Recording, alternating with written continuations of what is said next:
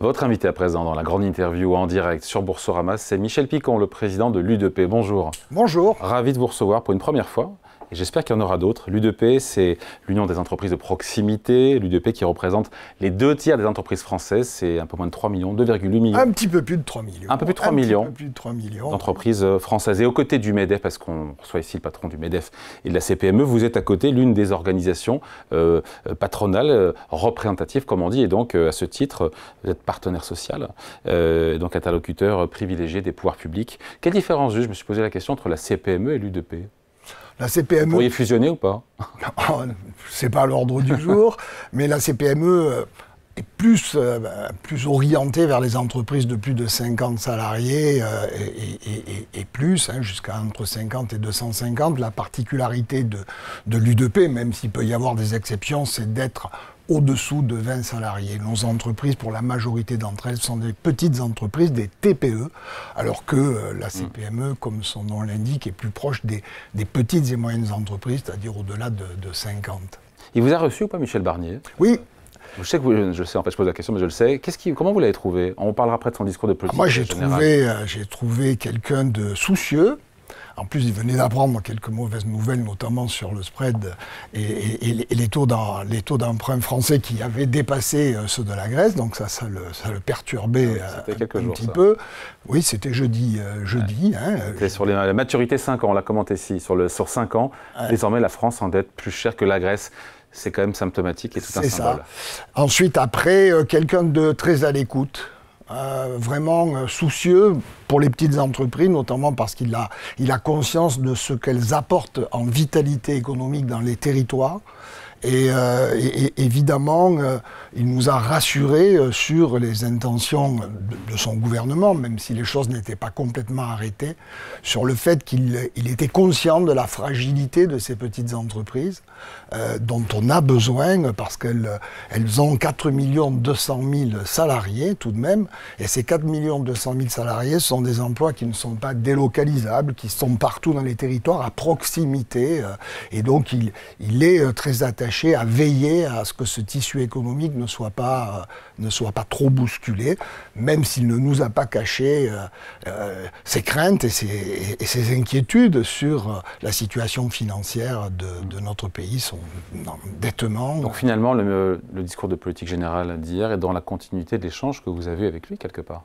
Exactement, avec aussi bien sûr le focus sur la partie sociale où il nous a demandé de reprendre les négociations sur l'assurance chômage, puisqu'il a arrêté le décret de carence qui avait été mis en place par le précédent gouvernement, nous disant de reprendre la discussion. La réforme telle qu'elle a été proposée par l'ancien gouvernement maintenant est caduque, elle est jetée aux orties. Oui, a priori, c'est ce qu'il nous a indiqué en nous demandant de nous remettre au travail. Il fait confiance aux partenaires sociaux. Et de faire des économies, parce que c'était aussi la vocation de ça. Alors, on attend la lettre de cadrage, que l'on n'a pas encore. Est-ce qu'on est sur la même lettre de cadrage que précédemment, sur laquelle nous avions un accord, les partenaires sociaux, que nous avons mis en place au mois de novembre 2020. Pourquoi est-ce que le gouvernement n'a pas retenu alors ? Il n'a pas retenu parce que cet accord était sous-tendu à une acceptation par les organisations de salariés du report d'âge des mesures spécifiques en assurance chômage pour les seniors.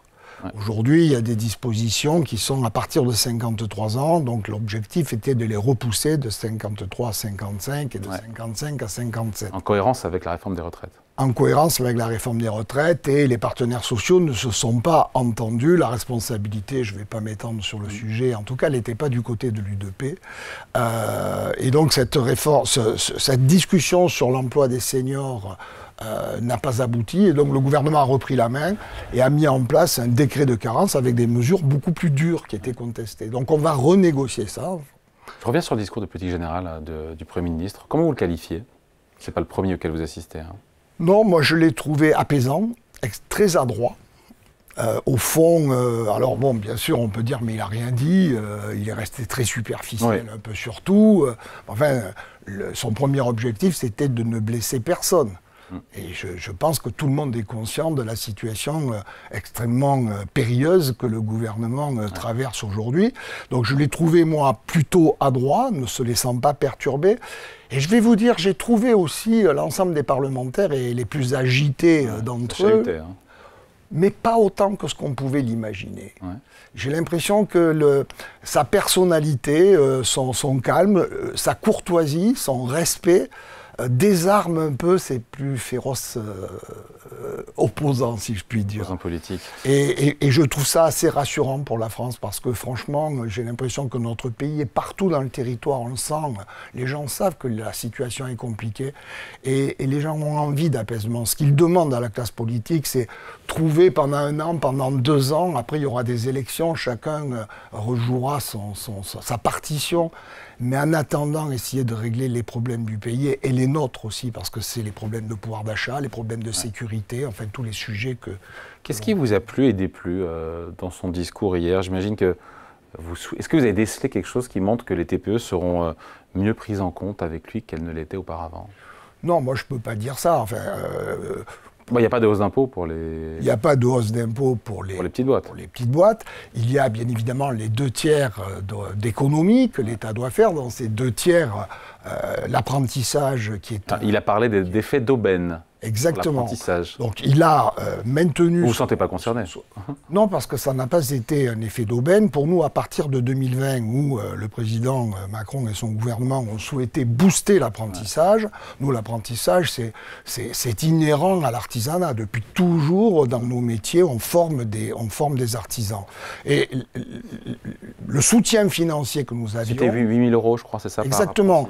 Était supérieur à celui que l'on a aujourd'hui. Donc on ne peut pas qualifier le monde des petites entreprises d'effet d'aubaine. Non, alors, l'effet d'aubaine, il visait les grands groupes, les grands groupes qui forment, et c'est une bonne chose, des apprentis dans les écoles d'ingénieurs, Bac+2, Bac+3, 4, 5. Ça, c'est très bien parce que je trouve que ça redonne des lettres de noblesse à l'apprentissage. Mais à la fois, est-ce que les grands groupes ont besoin de 6 000 balles pour former un apprenti? Je veux dire, je ne le crois pas. Je pense que dans les toutes petites entreprises, c'est nécessaire. Quand vous prenez un gamin qui a 16 ans, qui est en situation un peu d'échec scolaire et que vous lui apprenez un métier, vous l'insérez dans la vie, vous avez un besoin de soutien un peu plus fort que lorsque vous prenez un ingénieur pour le former dans l'aéronautique ou ailleurs. La matière que vous avez à former, elle est plus difficile dans les bas niveaux que dans les plus hauts niveaux. Voilà, c'est ce qui me fait dire que cet effet d'aubaine, bon, et quand on discute un peu avec les grandes entreprises, en souriant, elles vous disent que même sans ces 6 000 €, elles auraient recruté des ingénieurs. C'est ce qu'on appelle un effet d'aubaine en économie. C'est ce qu'on appelle un effet d'aubaine, absolument. Mais ça correspondait aussi à une période après la Covid où il fallait booster. On est arrivé... Avec succès. Avec succès. C'est le grand succès du quinquennat Macron, là, du premier quinquennat Macron. On arrive à près d'1 million d'apprentis, alors qu'on était dans un plafonnement. On était quoi, à 400, 500, 600, je sais plus. Même pas, on était à 350 000 apprentis avant, donc c'est une véritable réussite. Vous savez, il y a un truc tout de même qui parle. Lors des dernières élections, on n'a plus parlé d'emploi. Moi, j'entends la préoccupation des Français, c'était la sécurité et le pouvoir d'achat. Les deux, je ne sais plus dans quel ordre. Rappelez-vous les élections précédentes, la numéro 1, c'était l'emploi. Qu'est-ce qu'ils vont faire, mes enfants? Que va faire mon petit-fils? Enfin, toutes les enquêtes d'opinion plaçaient l'emploi, notamment des jeunes. C'est un sujet qui est quasi derrière nous. Il y a encore beaucoup de choses à faire, on n'est pas encore au plein emploi, mais tout de même, on a progressé. Michel Picon, vous êtes rassuré, pas de hausse d'impôt donc pour les petites entreprises? Mais comme on le sait souvent, le diable se niche dans le détail. Moi, j'ai entendu d'allègement de charges revu autour du SMIC. Je me suis dit que vous avez dû tiquer, vous aussi, à ce moment-là. Oui, enfin, le sujet, l'allègement des charges sur le SMIC pour le déplacer un peu plus haut, bon, c'est pour essayer de désmicardiser... un salarié sur 5, quasiment, aujourd'hui en France, dans le privé. Et puis, plus on va augmenter le SMIC, on va bientôt arriver à 20% des... Oui, 17%, on va passer les 20%. Bon. Après, qu'est-ce qui est supportable pour les entreprises? Moi, je m'étais exprimé sur le programme du nouveau Front populaire, porté par Mme Casse-Tête, sur les 200 € applicables à tout le monde brutalement comme ça. J'étais convaincu, et nous le sommes encore, que c'était une mesure qui allait déséquilibrer les petites boîtes et en amener beaucoup au tapis. Sur les 65 000 défaillances l'année dernière, 80% relèvent des petites entreprises de moins de 10 salariés. Donc vous leur mettez un coup sur la tête en plus au niveau du SMIC, vous aggravez la situation de dépôt. Mais donc il ne faut pas que ce déplacement d'exonération sociale au-delà du SMIC soit pire que ceux qui étaient proposés par le nouveau Front populaire auquel on s'est opposé. Parce que si vous mettez des abattements de charges sociales simplement sur 1,2 SMIC, c'est-à-dire 20% d'augmentation de salaire à 340 € en brut, vous arrivez à une situation qui est pire que la précédente. Donc il va falloir, le fameux rapport Broglio qui est en train d'être présenté, qui sera présenté vendredi et commencer à travailler un peu en technique, il faut voir où est-ce que ça nous amène. Et bien évidemment, il faut augmenter les salaires dans les entreprises. Mais quand je dis ça, on dit t'as qu'à le faire. Et voilà, j'allais vous le dire. Oui, j'imagine, mais on me le dit souvent d'ailleurs, c'est ce que me disent vous répondez quoi, alors, les partenaires sociaux. Mais encore faut-il que l'on puisse le faire. Et les résultats de beaucoup d'entreprises ne leur permettent pas. Vous savez, dans des petites boîtes, le patron, il paie tout le monde, il paie ses fournitures, il paie ses charges, il paie ses salariés, il prend ce qui reste. Et ce qui reste, c'est souvent au-dessous d'un SMIC. Personne ne le mesure, ça on voit le patron, c'est pas les grands patrons qu'on voit à la télé, le tissu économique de nos petites boîtes. Et donc, il faut qu'on arrive à trouver des systèmes, et moi j'ai fait une proposition, nous avons fait une proposition, de lever le financement exclusivement positionné sur le travail, le coût du travail est trop cher, il faut rapprocher, c'est un peu à la mode de dire ça, sur la feuille de salaire, le brut du net. C'est le cas autour du SMIC, il y a quasiment plus de charges. C'est le cas autour du cotisation. C'est le cas autour du SMIC, mais c'est aussi pour ça que ça plafonne au SMIC et que les gens ne vont pas plus loin, parce qu'augmenter son salarié de 100... Donc vous réclamez de nouveaux allègements de cotisation sociale sur les... Non, il faut financer la protection sociale de notre pays sur d'autres assiettes. Et quoi en l'occurrence? Il y en a plein. C'est pour habiller Paul et déshabiller Jacques. Non, il faut élargir l'assiette. Donc élargir, c'est que ça ne doit pas peser sur les mêmes. On peut se poser la question sur la TVA sociale. On peut se poser la question sur... Un sujet qui fâche. Mais oui, il y a plein de choses qui fâchent. On peut se poser la question aussi du prélèvement sur les retraités. Je sais que c'est un sujet tabou, mais moi je ne suis pas candidat à une élection. Je suis là pour... Les retraités, ils votent, vous savez. Ils votent souvent. Bien évidemment. Oui, ils votent, mais à la fois les retraités, ils ont un petit-fils, et ils voient bien comment son petit-fils y galère. Et si on veut rémunérer mieux, et pas 28 € de plus par mois, parce que franchement, les gens... SMIC, justement, revalorisé 2%. Oui. C'est le 1er novembre, au lieu de c'est un petit 1er janvier. C'est un petit coup de pouce de 2 mois anticipé. Je pense que la mécanique de revalorisation du SMIC aurait abouti à un 8, un 9, probablement en fin d'année, compte tenu des derniers indices qui nous sont donnés. Bon, il y a un tout petit coup de pouce qui est donné, c'est bien, en tout cas les entreprises, on accompagnera ça. Mais si on continue à taxer le travail autant que ce qu'il est aujourd'hui, 100 € de salaire, le salarié n'en conserve que 53. 100 € de dividende. Au-delà de... On parle de quoi là? En moyenne, sur un salaire médian à 2 000 €, sur 100 € de salaire, il y a 53% de conservation. Sur les revenus du capital, de l'assurance vie ou quoi que ce soit, vous conservez 70%. Sur les revenus... Vous appelez sur les revenus, surtaxation du... Je dis que le pouvoir politique doit s'emparer de ce sujet. Sur les revenus d'une retraite, vous conservez 83%. Et sur les revenus provenant de l'héritage, vous conservez 94%. Ça pose question. Moi, il ne m'appartient pas d'arbitrer. Je ne suis pas un politique. Vous ouvrez le dossier. Je suis un représentant d'entreprises qui disent, si on ne change pas le financement de la protection sociale en le faisant autant peser sur le travail, on n'arrivera pas à augmenter les salaires aux besoins de nos salariés. Nos salariés, qu'est-ce qu'ils disent? Moi, j'ai besoin de 200 €, j'ai besoin de 300 €, 400 €. Comment voulez-vous sortir ces sommes-là si on ne modifie pas toutes les charges qui pèsent sur le salaire? Alors, je cite le Premier ministre, il reste dans notre pays des branches professionnelles dans lesquelles les minima sont inférieurs au SMIC. Ce n'est pas acceptable et cela devra faire l'objet de négociations. L'État y veillera. Vous vous sentez visé à l'UDP ? On a encore quelques petites branches, je crois qu'il en reste 2 ou 3 qui sont dans des secteurs un peu difficiles.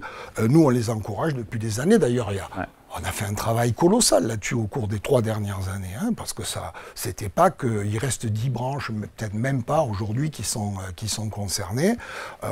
J'espère que d'ici la fin de l'année, pour le secteur de l'U2P, tout ça sera derrière nous, qu'on n'aura plus aucun minima de salaire dans les grilles qui soit inférieur au SMIC. Il faut relancer la participation, l'intéressement et l'actionnariat salarié, pas seulement dans les grandes entreprises. Évidemment, ça doit vous plaire, ça, quand même. Oui, oui, bien sûr, mais c'est... C'est vrai que les TPE, enfin les boîtes de moins de 20 salariés, 10 salariés, c'est le parent pauvre de la participation, de l'intéressement, oui, c'est vrai. Salarié. C'est vrai, pour une première raison, c'est que ce sont des dispositifs difficiles à mettre en œuvre lorsque vous n'exercez pas en société de capitaux. Que vous exercez en nom propre, en entreprise individuelle, et comme je vous l'ai expliqué tout à l'heure, le résultat de l'entreprise, c'est ce qui reste au chef d'entreprise quand il a tout payé. Mettre là-dessus un intéressement cadré avec un accord d'intéressement, c'est pas possible. C'est pas facile. C'est pour ça que le président Macron avait imaginé ce qu'on a appelé la PPV, la prime de partage, ou la prime Macron, hein, comme on l'a expliqué, parce que ça c'est simple. À la fin de l'année, il m'en reste, et ben j'en donne un peu, une partie. C'est pas un véritable accord d'intéressement. Moi, je pense qu'il faut qu'on travaille là-dessus, mais vous savez, vous ne pouvez faire de l'intéressement que lorsque vous avez du résultat et suffisamment de résultats pour redistribuer derrière. Il faut aussi penser à faire un peu de provision, à l'investissement, il faut changer son véhicule. Tiens, ce qui m'a inquiété hier, pardon, je ne peux pas changer de sujet, c'est... que va-t-il advenir avec le malus écologique qui est prévu sur un certain nombre de véhicules, sur les utilitaires? A priori, on me dit qu'ils sont dans le viseur et que ça pourrait renchérir considérablement l'investissement nécessaire pour un certain nombre d'artisans qui ont besoin de véhicules utilitaires. Ouais. Michel Picon, dernier sujet, les retraites. Il propose, le Premier ministre, hier, donc vous, partenaires sociaux, de réfléchir à des aménagements raisonnables, ajustements sur lesquels les questions des retraites progressives, l'usure professionnelle, donc j'imagine c'est la pénibilité, et l'égalité entre les femmes et les hommes face à la retraite. Vous dites banco, en même temps je me dis, les syndicats, eux, ils veulent, point barre, l'abrogation de la réforme des retraites de 2023. Donc oui, mais... les mêmes causes produisant les mêmes effets, je ne vois pas où ça peut aboutir sans aucune quasiment marge de manœuvre budgétaire. Il faut qu'on négocie. Parfois, vous savez, la négociation, quand elle est renvoyée aux partenaires sociaux, elle est moins violente et moins clivante que quand elle est menée par le gouvernement et les organisations de salariés.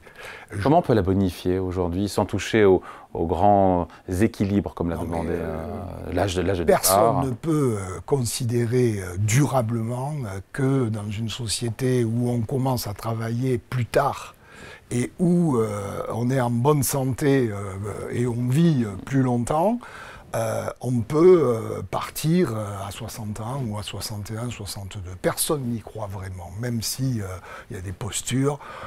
La France ne vit pas dans un îlot, en Allemagne, enfin on peut prendre tous les pays autour. Non, on l'a vu autour, l'Italie récemment, même la Chine a augmenté l'âge légal de départ. Et on me dit qu'on réfléchit dans certains pays à aller jusqu'à 70 ans, donc on est nous à 64, il faut se calmer. Je pense que c'est indispensable, c'est pour ça que l'U2P avait accompagné la réforme de ces retraites. Maintenant, il y a des situations que l'on n'a probablement pas suffisamment pris en compte. La pénibilité. La pénibilité, les femmes, parce que carrière hachée, maternité, difficultés pour les femmes qui n'ont pas des carrières aussi linéaires que pour les hommes. La pénibilité, bien sûr. L'usure professionnelle, c'est un peu différent parce qu'on a des gens qui vont se retrouver en situation d'usure professionnelle avant même de pouvoir atteindre l'âge légal de retraite. Il faut qu'on anticipe ça. Je prends un exemple. On sait très bien qu'un carreleur, par exemple, il ne va pas rester à genoux pour carreler jusqu'à 64 ans. Ça veut dire qu'à partir de 53, 50 peut-être même, il faut qu'on ait un entretien avec lui et qu'on voit comment on peut anticiper cette usure en menant en place une reconversion professionnelle.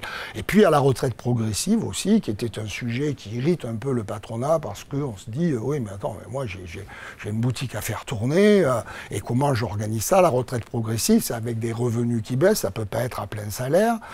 Bon, on a une négociation à mener, qu'on n'a pas menée précédemment, que le gouvernement n'a pas menée. Et donc il y a du grain à moudre? Il y a un peu de grain à moudre. Sur tous ces sujets-là? Oui, qui permettrait, je pense, aux organisations salariales de considérer qu'elles ont, dans cette négociation avec le patronat, si je puis dire, entre guillemets, elle a obtenu pour les salariés des avancées qui permettent de rendre supportable les 64 ans. En tout cas, le Premier ministre est clair là-dessus, 64 ans, il n'y reviendra pas. Le cadre de la réforme des retraites, il a répété.